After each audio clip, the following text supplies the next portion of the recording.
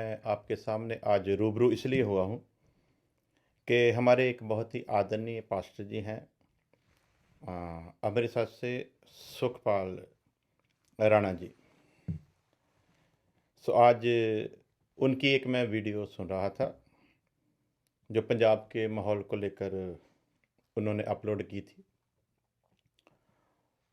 बड़े अच्छे नेक विचार भी रखे हैं उन्होंने और काफ़ी बातों को क्लियर करने की भी उन्होंने कोशिश की है, जिसमें उन्होंने कुछ बातें मेरे लिए भी कही हैं।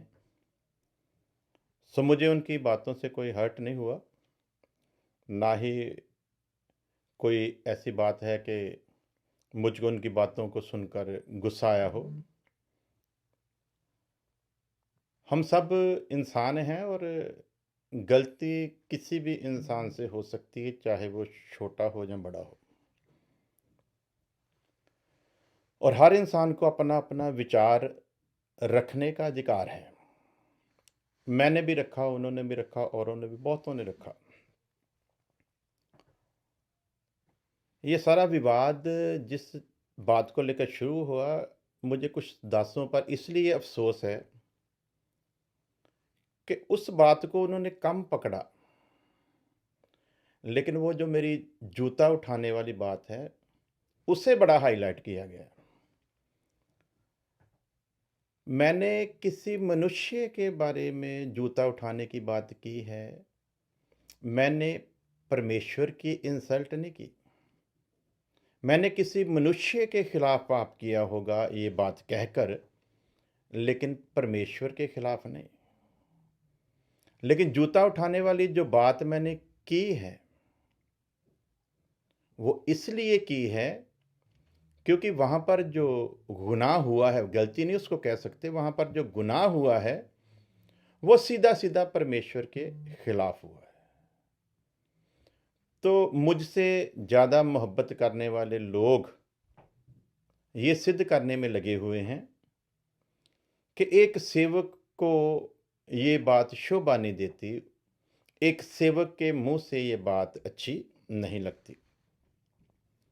तो बात जूता उठाने की हुई है, तो इसको मैं लास्ट में क्लियर करूँगा। पहले मैं खुदा के दास सुखपाल राणा जी के कुछ विचार आपके सामने रखूँगा ताकि बात को आगे लेकर जाएँ। तो सुनेंगे मेरे लिए जो उन्होंने अपने विचार रखे हैं, हक है उनका, रख सकते हैं, और मैं भी विचार रखूँगा अपने फिर। सुनिए।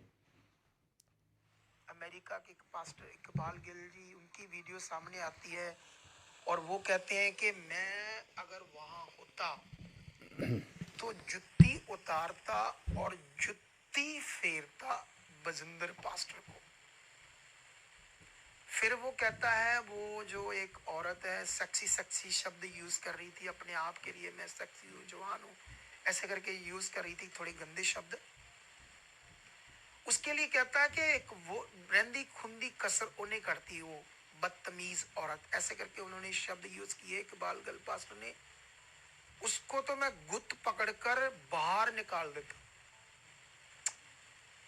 अब बजिंदर जी ने जो किया उससे ज्यादा खतरनाक तो मेरे ये इस भाई ने बोल दिया। क्या ये पास्टर की लैंग्वेज थी?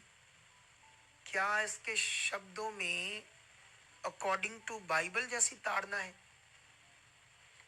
अगर बाइबल जैसी ताड़ना है तो बताओ मुझे। तो आपने इनके ये शुभ विचार सुन लिए। विचार रखने का हक है, हर आदमी को है। उन्होंने भी जो इनके मन में आया वो कहा, तो आपने सुन लिया। तो सबसे पहले मैं अपने भाई को ये बताना चाहूँगा, क्योंकि इस वीडियो को मैं लंबा नहीं करना चाहता, इनको मैं बताना चाहूँगा कि कभी भी जब कोई टिप्पणी की करनी हो ना, तो पहले खुद उस बात को सुना हो, फिर उसके ऊपर कोई कमेंट किया जाए तो वो अच्छा लगता है। लेकिन पंजाबी 'ਚ कहते अध सुनी गल, या किसी के बताए पर यदि आप कोई ऐसी बात करें, तो मेरे ख्याल से एक सेवक को शोभा नहीं देता।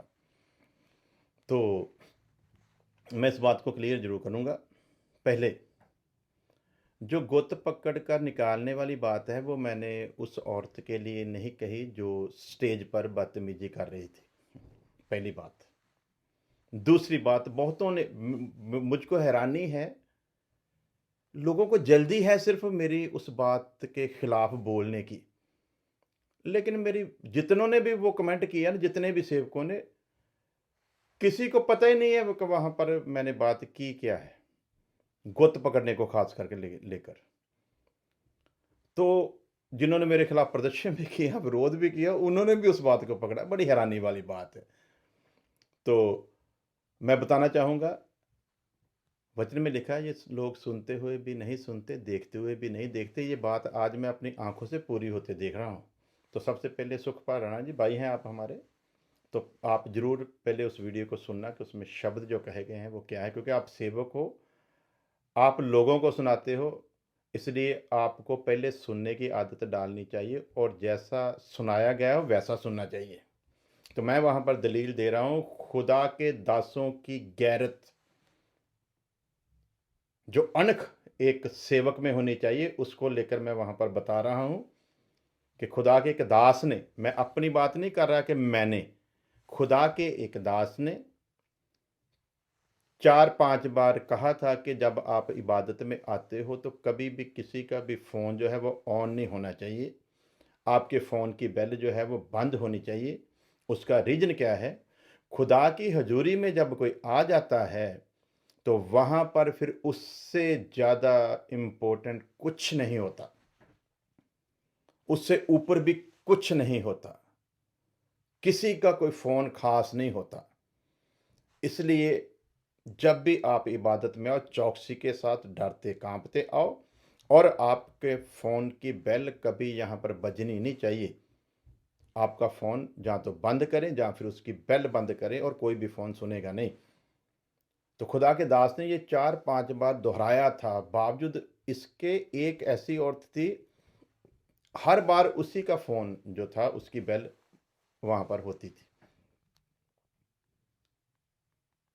तो मैंने खुदा के दास की गैरत बताई थी कि जब वो औरत खुदा के कलाम को कबूल करने के लिए तैयार नहीं थी, सुनती तो थी लेकिन उस पर अमल नहीं करती थी, आखिर खुदा के दास में गैरत आई और उसने उसको गुत से पकड़कर इबादत से बाहर निकाल दिया, ताकि दूसरों पर वो भय छाए कि इबादत में कैसे बैठना है। तो उस बात को लोगों ने मेरे ऊपर ही डाल दिया। लेकिन हाँ, मैं पक्की बात करता हूँ, अगर मैं भी ऐसा कोई कानून कलीसिया में बताऊं जो अकॉर्डिंग टू बाइबल हो, अगर कोई ऐसी बदतमीजी करे, तो बिल्कुल एक खुदा के दास की गैरत को प्रदर्शित करते हुए मैं भी ऐसा कर सकता हूं, और ऐसा ही करना चाहिए जिसको खुदा की गैरत है। जिन्होंने कलीसिया को ठगना है दानों के नाम पर, दशमांशों के नाम पर, जिन्होंने अपने बच्चों को पालना है, जिन्होंने अपने घर बनाने हैं, जिन्होंने शौहरत की ज़िंदगी, जिन्होंने ऐशो आराम करना है, जिनका दारोमदार ही लोगों के चंदे के ऊपर लोगों के हाथ को देखना है, उनके अंदर ये गैरत नहीं हो सकती। उनको पता कि यदि हम किसी को भगाएंगे तो फिर हमारा रोटी पानी कैसे चलेगा। सो यहाँ पर ये बात मैं पीछे लाता हूँ, आगे बताता हूँ।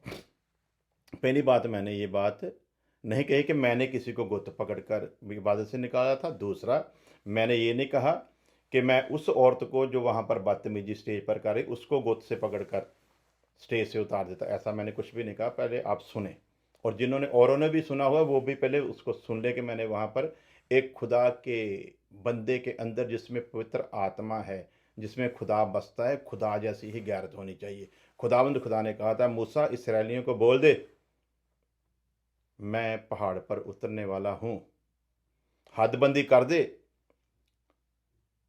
उस हद के भीतर अगर कोई पशु भी आ गया ना, वो भी मार दिया जाएगा, भस्म हो जाएगा वो भी।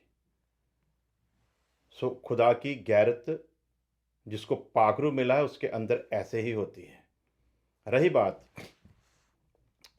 जूते मारने की, जो मैंने कही बरजिंदर के बारे में, वो इसलिए कही कि मैंने एक उदाहरण दी है एक औरत की जिसको सुनाया गया था बार बार कि बेल नहीं बजनी चाहिए। दूसरी मिसाल मैंने दी है इस आदमी की, क्योंकि वो तो कलीसिया की मेंबर है, उसको वचन का इतना ज्ञान नहीं, पर ये तो आप लोगों के कहने के मुताबिक प्रॉफिट है। जिसको सब कुछ अगम ज्ञानी परमेश्वर पहले ही दिखा देता है। तो इसको ये सारा पता होना चाहिए था। जो दूसरों के लिए प्रोफेसी करता है ना, फटाफट प्रोफेसियाँ जिस पर उतरती हैं, मुझको खुदा ये बता रहा है, अबला बशबा बला बला करके बाद में वो फिर शुरू कर देता है। एक ही अबला बशबा होता है उसके पास, तो फिर प्रोफेसी उतर आती है। तो उसको खुदा के रूह ने ये नहीं बताया कि इन्होंने स्टेज पर आकर क्या पखंड करना है, नहीं बताया। इसको सब कुछ दिख जाए, इसको ये पता है एक आदमी के अकाउंट में कल 200 करोड़ रुपया आने वाला है, इसको पता है। इसको ये नहीं पता एक औरत स्टेज पर आकर बताएगी कि मेरी छाती अगर मैं दिखा दूं ना तो हजारों नहीं लाखों लोग दीवाने हो जाएंगे। इसको नहीं पता था कि वहां पर लोग नाच रंग आकर करेंगे, इसको नहीं पता था। तो इसलिए मैंने कहा था, एक सेवक यदि सेवक अपने आप को कहता है ना कि मैं सेवक हूं, तो उसको इतनी शर्म जरूर होनी चाहिए, नहीं तो वो जूतों का ही हकदार है, वो सेवक कहलाने के काबिल नहीं। इसके लिए मैंने इसलिए बात कही थी। अब आगे बात आप बता रहे हो, कह रहे हो कि अकॉर्डिंग टू बाइबल बता दें कि क्या किसी को यदि ताड़ना करनी हो तो ऐसे करनी चाहिए। पास्टर जी, आप मेरे छोटे भाई हो, उम्र में भी छोटे हो और सेवा में भी मुझसे बहुत बाद में आए हो, और मुझे नहीं लगता कि आपने, मैं दोष नहीं लगा रहा, मुझे नहीं पता कि आपने किसी की शागिर्दी भी की है कि नहीं। हमने अभिषिक्तों की शागिर्दी की है जिनके अंदर परमेश्वर के लिए गैरत और जलन है।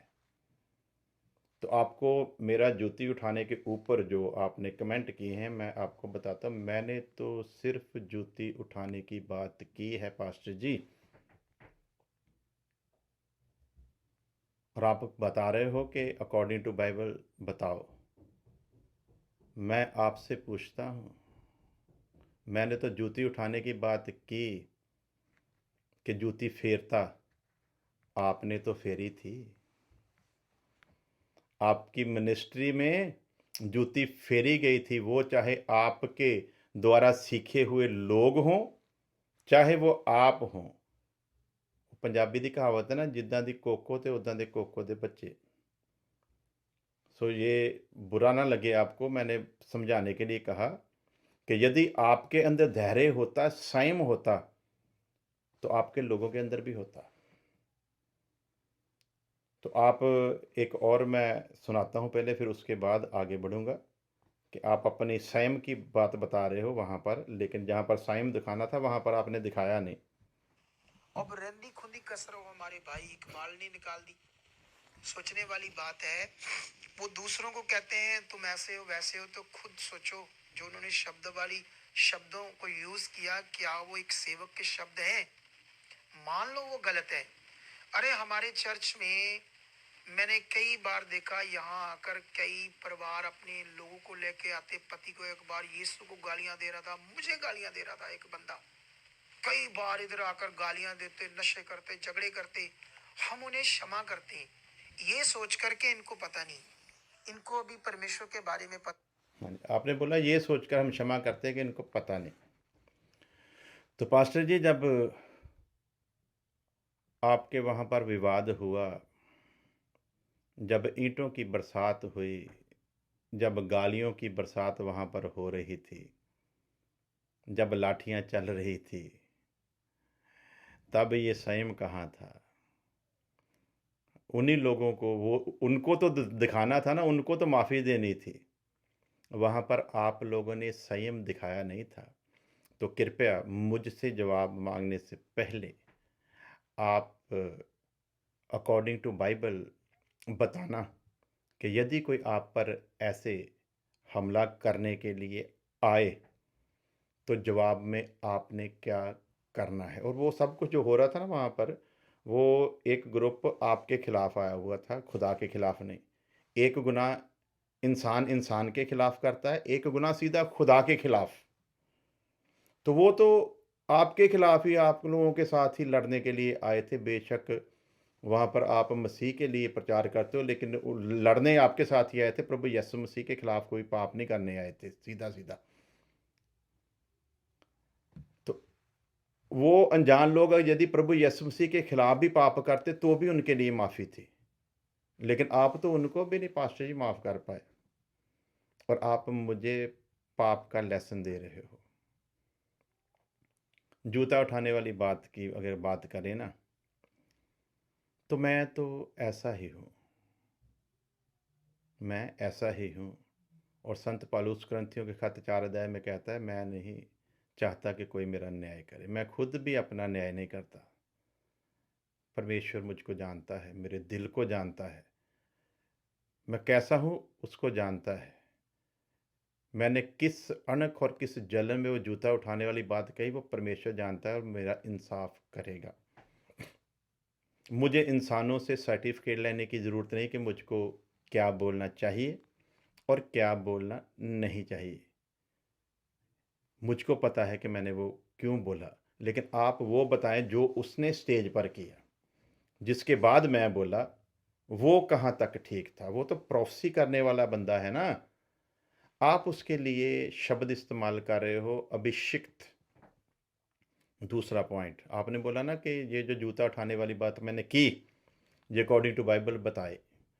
तो मैं आपसे पूछता हूँ, यदि आप उस बंदे को प्रॉफिट मानते हो या कहते हो और फिर आप उसके लिए अभिषिक्त शब्द इस्तेमाल करते हो, तो कृपया मुझे ज़रूर बताएं अभिषिक्त की परिभाषा क्या होती है। बाइबल अभिषिक्त की क्या क्या निशानियां बताती है। अकॉर्डिंग टू बाइबल अभिषिक्त कैसा होना चाहिए। और आप ही एक और बात कह रहे हो, शायद मैंने किया है कि नहीं, मैं देखता हूँ, अगर वो मिल गई मेरे को तो मैं ज़रूर बताना चाहूँगा। फिल्मी सितारों ने क्या किया, कुछ शब्दों को, क्योंकि एक चीज सीखना, क्योंकि उनके अंदर जो है ना, जैसे यीशु मसीह ने भी कहा था कि मनुष्य के मन में जो होगा वो मुंह पर आएगा। अब उनका जो टैलेंट है, उनका जो प्रोफेशन है, कंटिन्यू ऐसी बातों को करना, है ना, वो लोग तो ऐसी चीजें, ऐसी बातें हर जगह पर करते हैं। पास्टर जी आप बता रहे हो कि वो लोग तो कंटिन्यू ऐसा ही हर जगह पर करते हैं। यही औरत जिसके बारे में मैंने बताया था ना कि वो बदतमीज औरत, यही औरत की एक वीडियो मैं देख रहा था। ये हरमंदिर साहब में गई है। इसी औरत का वहां पर जाना देखना। वो लोग इतने निर्बुद्ध नहीं हैं, वो एक्टर लोग हैं। कहाँ क्या कहना है, क्या करना है, कैसे जाना है, उनको बखूबी पता होना चाहिए था। यदि जिसको अभिषिक्त और प्रॉफिट कहते हो ना आप, यदि ये सचमुच खुदा का ठहराया हुआ होता तो पहले तो ये मर्यादा को कायम करता, पहले खुद अपना नमूना उनके सामने रखता। आप खुद ही कह रहे हो, आगे एक और मेरे पास आपके क्लिप है। लीडरशिप एक अभिषिक्त दास को कंडेम कर रही है उनके कई बातों से। उन्होंने ये किया, अब रिस्पेक्ट नहीं दे रहे, और अन्य जातियों को भी पता चल रहा है, दूसरी जातियों को भी पता चल रहा है, और शैतान बड़ा खुश हो रहा है। ठीक है, अब बताइए, शैतान बड़ा खुश हो रहा है, किसने मौका दिया? एक्टर लोगों का स्टेज पर आना कोई गलत नहीं, एक्टर लोगों का मसीही इबादत में आना कोई गलत नहीं। इनको मस्जिद में जाते हुए सारे सिस्टम का पता है कि वहाँ पर कैसे रहना, कैसे बैठना, कैसे जाना है। इनको यदि कोई सिख प्रोग्राम चल रहा हो, कोई दीवान सजा हो, वहाँ पर उनके गुरु का प्रकाश हो, वहाँ पर कैसे बैठना, कैसे जाना, इनको पता है। तो जो लोग दावा करते स्टेज पर खड़े, हम चुना हुआ समाज, जाजकों की शाही मंडली, परमेश्वर की खास प्रजा, वहां पर प्रभु की हजूरी में कोई ऐसा गंद डाले और उस सारी बात को नजरअंदाज करके ऐसे काफिर इंसान को आप अभिषिक्त, ऐसे काफिर इंसान को आप फिर भी प्रॉफिट कहें, और जो ऐसे झूठे काफिर के लिए खुदा की अनक को मुख्य रखते हुए ये बात कहे, आप निशाना सिर्फ उसी पर साध दो। परमेश्वर आपका भी और मेरा भी न्याय करेगा। और रही बात, मेरी एक खासियत है, जो सही उसे सही, जो गलत उसे गलत। मैं फिर एक बात कहना चाहूँगा अपने मसीही समाज से, अगर मेरी जूतों वाली बात आप लोगों को हजम नहीं होती ना, तो उसके लिए मैं सारे समाज को सॉरी बोलता हूँ। अब आप इससे सॉरी कहलवाना जो इसने गंद वहां पर डलवाया है। मैंने परमेश्वर के खिलाफ नहीं पाप किया, लेकिन फिर भी मैं परमेश्वर की प्रजा से इस बात के लिए माफ़ी मांगता हूं कि यदि मेरी ये बात उनको बुरी लगी, यदि उनको लगता है कि एक सेवक को ऐसी बात नहीं कहनी चाहिए, तो मैं उसके लिए माफ़ी मांगता हूं। अब आप जिसको अभिषिक्त प्रॉफिट कहते हो, वो तो हमसे बड़ा, बहुत बड़ा है ना। हम तो अभिषिक्त नहीं हैं आपके हिसाब से। तो चलिए अब आपको मौका देते हैं, इसको कैमरे के सामने लेकर आएं और इसे कहें कि इकबाल गिल ने तो तुम्हारे खिलाफ गलती की थी, पाप नहीं किया, गलती की थी, इसलिए उसने तो सॉरी बोला। तुमने डायरेक्ट खुदा के खिलाफ गुनाह किया है। तुम्हें खुदा के लोगों के सामने आकर अपने पाप का पश्चाताप करना चाहिए। उसे कहो यदि खुदा का ठहराया हुआ प्रॉफिट है, तो फिर खुदा की प्रजा के आगे अपने गुनाह को कबूल करे और माफ़ी मांगे, नहीं तो आज से प्रॉफिट कहना बंद करे। तो मैं फिर कहूँगा, जो जलन, जो गैरत को ध्यान में रखते हुए मैंने वो शब्द कहा, वो पास्टर जितने भी पंजाब के हैं, हर एक को ऐसी ही जलन रखते हुए ऐसे ही शब्दों का ऐसे लोगों के लिए इस्तेमाल करना चाहिए था, पर नहीं किया। मुझसे चापलूसी नहीं होती। मैं जैसा घर में हूं वैसा ही समाज में हूं, जैसा पुलपट पर हूं वैसा ही पुलपट से नीचे हूं। जिनके बीच खुदा ने मुझको सेवा दी है, वो लोग मुझको बखूबी जानते हैं, और उन्होंने मुझको मेरी ऐसी ही आदत के कारण अपनाया है। उन्हें पता है मैंने आज तक दान के नाम पर खुदा की कलीसिया को नहीं लूटा। मैंने आज तक दशमांशों के नाम पर खुदा की कलीसिया को नहीं लूटा। मैंने आज तक किसी संस्था से कोई सहायता लेकर सेवा को नहीं किया। मुझको 32 साल हो गए हैं खुदा की सेवा करते हुए, और 32 साल से मैंने अपनी मेहनत की कमाई से मैं अपने परिवार की परवरिश करता हूँ। उसमें से भी लोगों को दान देता हूँ, और जो दान लोग सेवा के लिए देते हैं, वो दान भी मैं समाज की सेवा में भी लगा देता हूँ। उस दान में से आज तक मैंने एक पैनी भी अपने घर के किसी काम के लिए इस्तेमाल नहीं की है। सो ध्यान रखें, इसलिए मुझ में ये गैरत है, उसी गैरत के कारण मैं बोलता हूँ। तो पंजाबी च कहते ਜਿਹੜੇ काने हैं ना, वो नहीं इन्हां गल्लां नूं कह सकते। सो खुदा आपको बड़ी आशीष और आपको बड़ी बरकत दे, और खुदा आपको अपनी महिमा के लिए इस्तेमाल करे, और ऐसे लोगों की पहचान का रूह खुदा आपको दे, ताकि आपकी आंखें खुले और पहचान सकें कौन अभिषिक्त है, कौन प्रॉफिट है। प्रोफेसियां पूरी हो जाने से कोई प्रॉफिट नहीं होता, क्योंकि व्यवस्था सार 13 में लिखा है, खुदा खुद ऐसा होने देता है ताकि आपको परखे। दूसरा थिस्सलुनीके में लिखा है, खुदा खुद गुमराह करने वाले रूह को भेजता है।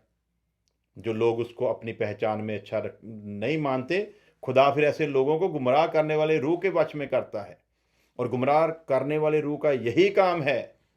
सब कुछ होता रहेगा, लेकिन खुदा के साथ ना कोई उसका हिस्सा, ना कोई सांझ।